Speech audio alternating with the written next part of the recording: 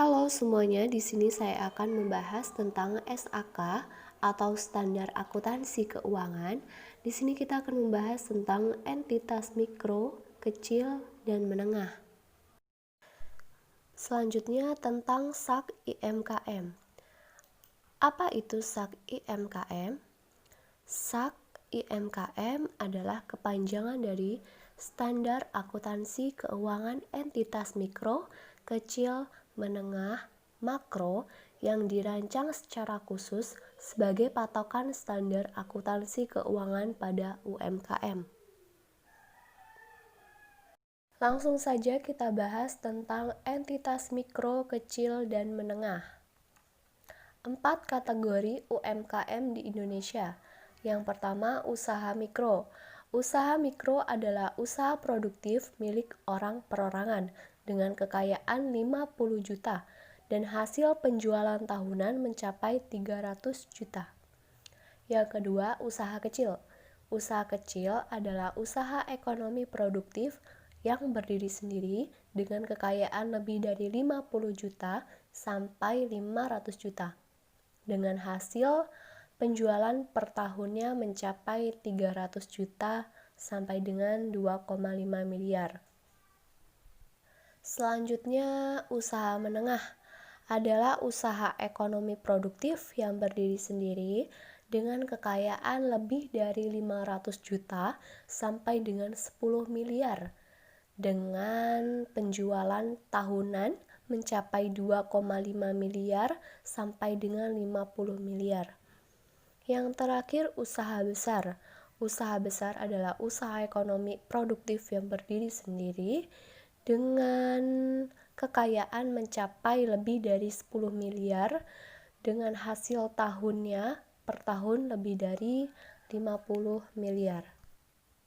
Baik, setelah kita membahas tentang kategori UMKM di Indonesia, kita di sini juga akan membahas tentang ruang lingkup, konsep dan prinsip pervasif, penyajian laporan keuangan, laporan posisi keuangan, laporan laba rugi, catatan atas laporan keuangan, kebijakan akuntansi, estimasi dan kesalahan, aset dan liabilitas keuangan, persediaan, investasi pada ventura bersama, aset tetap, aset tak berwujud, liabilitas dan ekuitas, pendapatan dan beban, pajak penghasilan, transaksi dalam mata uang asing, ketentuan transisi, dan yang terakhir tanggal efektif. Memasuki bab 1 ruang lingkup, di sini membahas standar yang digunakan untuk entitas mikro, kecil, dan menengah adalah SAK IMKM. Dan etap yang memenuhi definisi dan kriteria usaha mikro, kecil, dan menengah sebagaimana diatur dalam peraturan perundang-undangan yang berlaku di Indonesia selama 2 tahun berturut-turut dan dapat digunakan entitas lain jika otoritas mengizinkan entitas tersebut menyusun laporan keuangan dengan menggunakan SAK IMKM. Bab 2, konsep dan prinsip pervasif, yaitu 1. Tujuan laporan keuangan, 2. Posisi keuangan, 3. Kinerja, 4. Pengukuran unsur-unsur laporan keuangan, 5. Materialitas, 6. Prinsip-prinsip dan pengukuran pervasif, 7. Asumsi dasar, 8. Pengakuan dalam laporan keuangan, 9. Saling hapus. Bab 3, penyajian laporan keuangan, yaitu 1. Ruang lingkup, 2. Penyajian wajar, 3. Kepatuhan terhadap SAK IMKM, 4. Frekuensi pelaporan, 5. Penyajian yang konsisten, 6. Informasi komparatif, 7. Laporan keuangan lengkap, 8. Identifikasi laporan keuangan. Bab 4, laporan posisi keuangan. 1. Ruang lingkup. Mengatur informasi yang disajikan di dalam laporan posisi keuangan dan bagaimana menyajikannya. Laporan posisi keuangan juga menyajikan informasi tentang aset, liabilitas, dan ekuitas entitas pada akhir periode pelaporan. 2. Informasi yang disajikan. 3. Klarifikasi aset dan liabilitas. 4. Klarifikasi ekuitas. Bab 5. Laporan laba rugi. 1. Laba rugi mencakup akun pendapatan, beban keuangan, beban pajak. 2.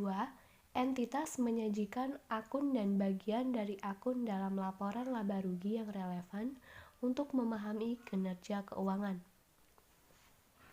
3. Laporan laba rugi memasukkan semua penghasilan dan beban yang diakui dalam suatu periode kecuali SAK IMKM mensyaratkan lain. 4. SAK IMKM mengatur perlakuan atas dampak koreksi atas kesalahan dan perubahan kebijakan akuntansi bukan sebagai bagian dari laba atau rugi dalam periode terjadinya perubahan. Bab 6. Catatan atas laporan keuangan. Catatan atas laporan keuangan memuat 1. Suatu pernyataan bahwa laporan keuangan telah disusun sesuai dengan SAK IMKM. 2. Ikhtisar kebijakan akuntansi. 3. Informasi tambahan dan rincian akun tertentu yang menjelaskan transaksi penting dan material sehingga bermanfaat bagi pengguna untuk memahami laporan keuangan. Dan jenis informasi tambahan dan rincian yang disajikan bergantung pada jenis kegiatan usaha yang dilakukan oleh entitas. Disajikan secara sistematis sepanjang hal tersebut praktis. Setiap akun dalam LK merujuk silang ke informasi terkait dalam CALK. Bab 7. Kebijakan akuntansi, estimasi, dan kesalahan. Bab ini memberikan panduan untuk memilih dan menerapkan kebijakan akuntansi yang digunakan dalam menyusun laporan keuangan. Bab ini juga mengatur perlakuan akuntansi jika terdapat perubahan estimasi akuntansi dan koreksi kesalahan periode lalu. Bab 8. Aset dan liabilitas keuangan. Bab ini mengatur prinsip-prinsip pengakuan, pengukuran, penghentian, pengakuan, dan penyajian aset dan liabilitas keuangan. Bab 9. Persediaan. Bab ini mengatur prinsip-prinsip pengakuan, pengukuran, dan penyajian persediaan. Bab 10. Investasi pada Ventura bersama. Bab ini mengatur akuntansi untuk investasi pada Ventura bersama.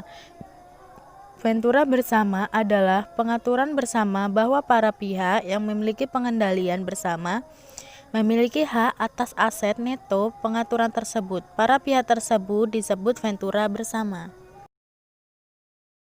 Bab 11. Aset tetap. Aset tetap adalah aset yang dimiliki oleh entitas untuk digunakan dalam kegiatan normal usahanya dan diharapkan akan digunakan entitas untuk lebih dari satu periode.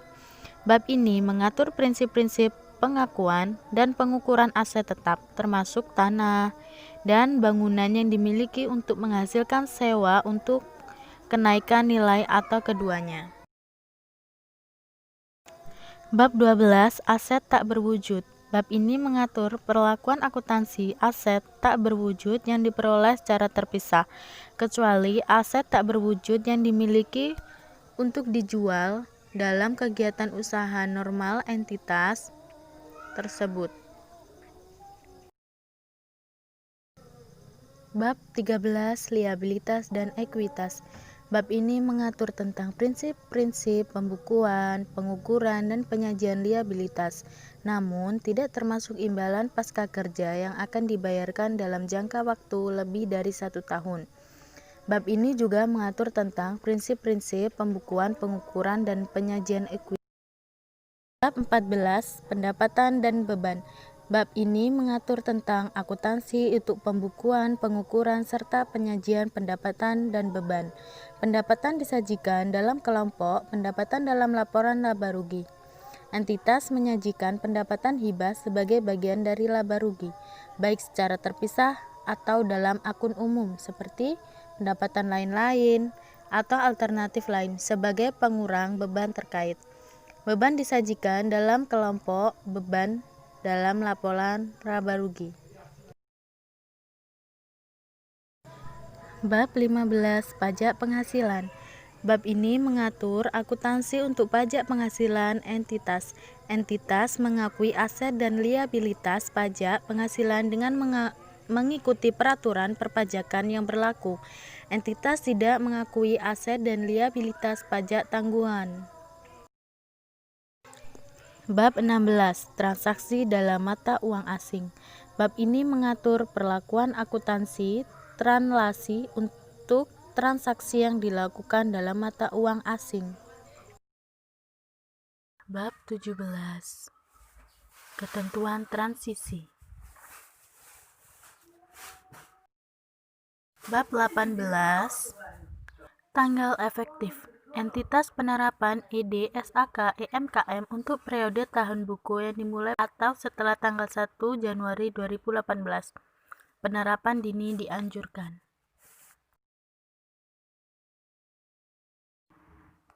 Baik, demikian tadi penjelasan tentang SAK EMKM. Kurang lebihnya kami mohon maaf. Terima kasih.